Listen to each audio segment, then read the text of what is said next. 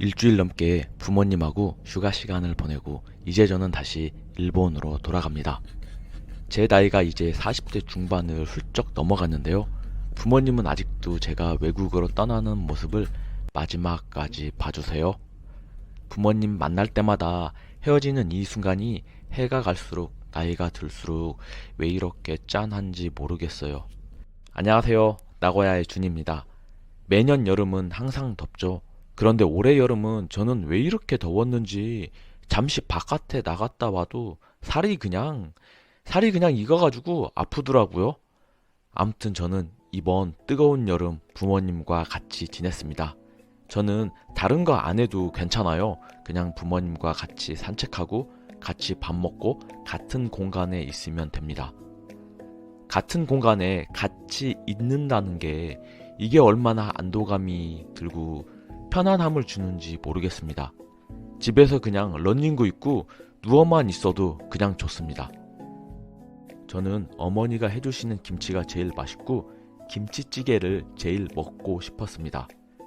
먹고 싶은 거 몽땅 먹고 배 나오고 살쪄서 일본에 들어왔는데 이틀 만에 그 배가 꺼지더라고요.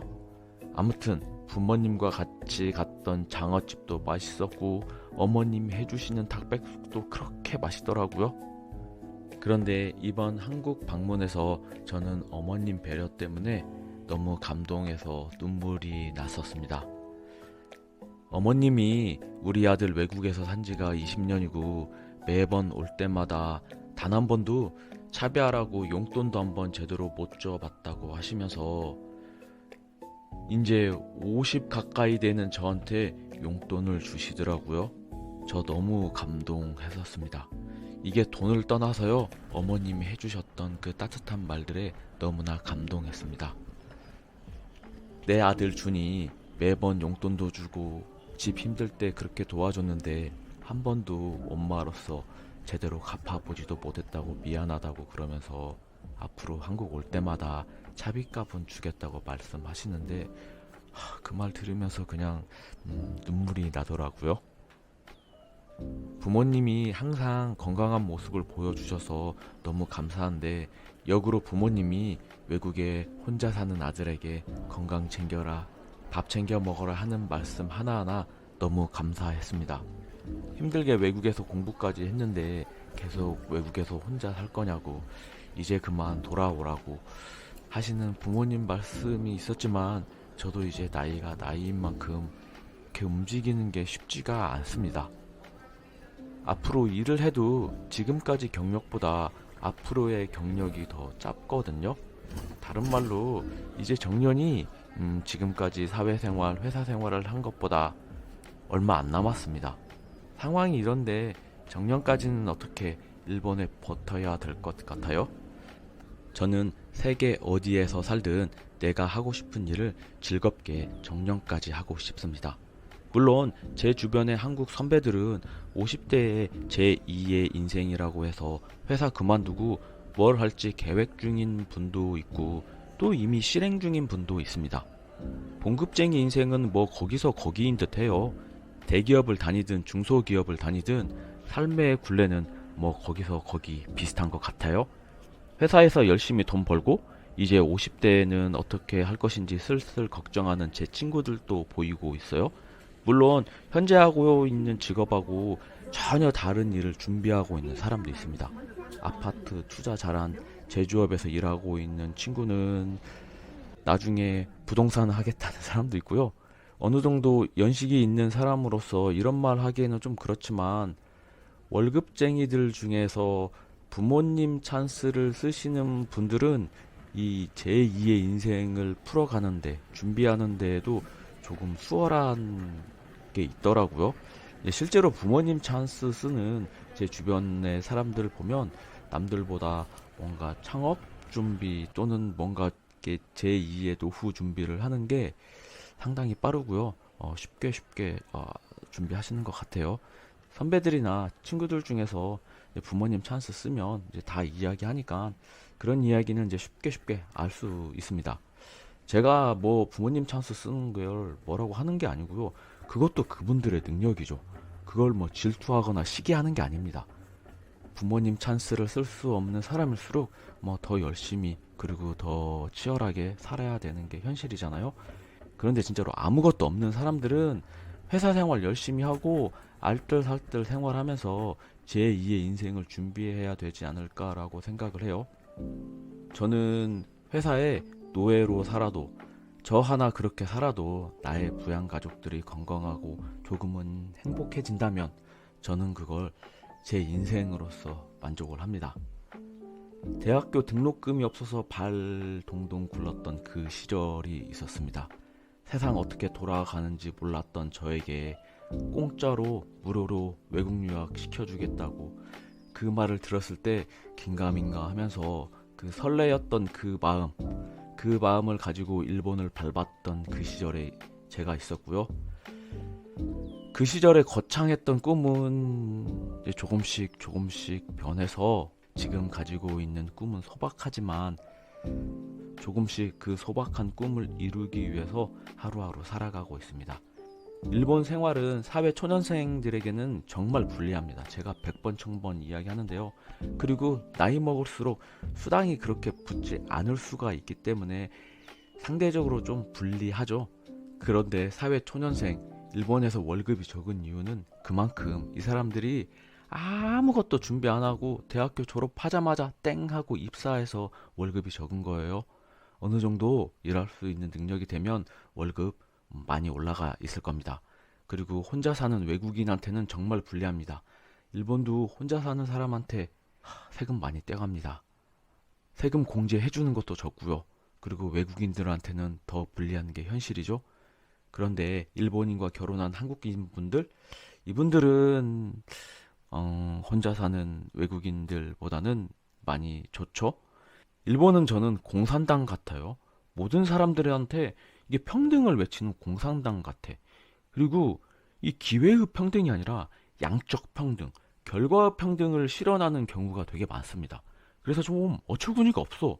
아무리 아웃풋이 잘 나와도 인사고과를 잘 받아도 보너스에 별반 차이가 없습니다. 만엔 2만엔 추가로 더 받는 게 일본의 인사고과, 이런 시스템의 현실이에요. 제가 일본 내에서도 인사고과 최고로 받을 때가 있었어요. 근데 지금은 제가 매니저랑 사이가 엄청 안 좋아가지고 인사고과가 평균 미만입니다. 그래서 제가 화내는 거고 막 짜증내는 거죠. 일본에서 인사고과 이제 그따구로 받으면 승진 못해요. 일본에서 최근 2년 동안에는 인사고과가 평균 이상이 되어야 하거든요. 그런데 지금 저희 매니저는 저를 승진시키고 싶지 않은 거예요. 인사고과를 평균 미만으로 주고 있거든요. 아무튼 제가 저의 매니저의 업무 스타일을 제대로 못 따라가서 뭐 그럴 수 있죠. 그런데 똑같은 일을 다른 사람과 했을 때는 저희 회사에서 최고점을 받았던 적이 있었어요. 그런데요, 일본은 이 중간층에 있는 사람들은 괜찮아요. 아니면 중간보다 조금 밑에 있는 사람도 저는 일본 내에서는 결과의 평등을 외치고 있으니 그냥 평균적으로 살고 싶은 사람들한테는, 그냥 평범하게 남들보다 튀지 않게 살고 싶은 사람들은 일본의 시스템이 괜찮습니다. 솔직히 일본 제조업에서 권고 사직도 별로 없잖아요. 고가도 대부분 뭐 평균 받습니다. 특출나게 잘 받는 사람도 별로 없고 특출나게 못 받는 사람도 별로 없어요. 우울증 걸려도 2년간 회사에서 잘리지 않습니다. 그럼 솔직히 우리는 똑똑하고 엘리트인 사람들은 일본에 있을 메리트가 별로 없어요.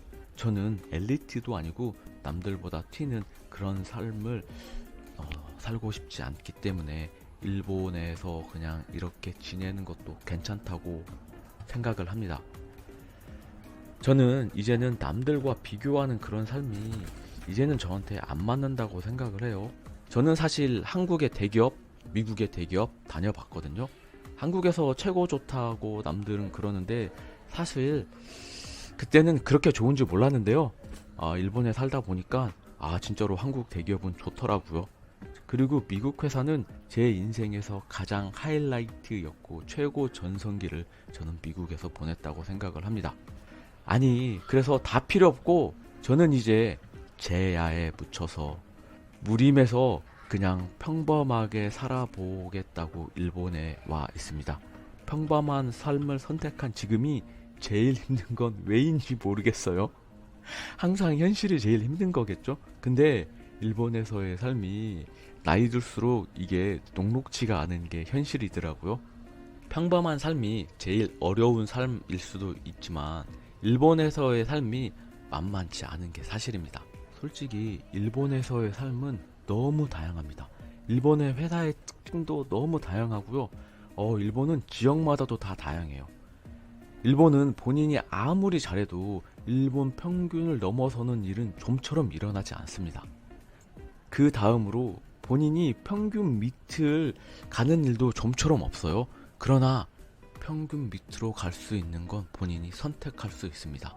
일 안 하면 월급 적게 주는 건 만국의 공통이잖아요. 한국도 마찬가지고 일본도 마찬가지입니다. 우리가 생각하는 것처럼 일본은 연공 서열이나 장유유서 정신이 한국보다 더 적습니다. 그래서 나이 먹어도 신입사원 같은 일을 할 수가 있습니다. 그 대신 월급 못 받는 거야. 당장에 내가 나이도 많고 연차도 있고 그럼에도 불구하고 최종 학력에 따른 일본의 평균 임금보다 좀 적게 받는다면 이거는 본인이 선택한 거라고 저는 생각을 해요.